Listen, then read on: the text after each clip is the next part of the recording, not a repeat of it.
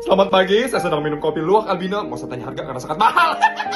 Oh, ada teman saya juga. Sok. Gak mau gue masuk story lu, alay. Ih, belagu.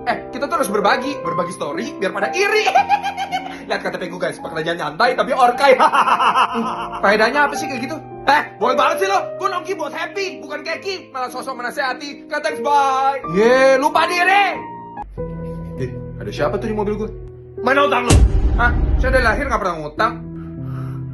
Oh, ada bukti pengajuan utang lu nih, ada foto KTP juga. Oh my god, bodoh sekali. Mana utang lu? Lontang! Loh. Ilmu hitamnya lu. Gue sepupunya Thanos. Makanya jangan suka bagian semuanya di media sosial.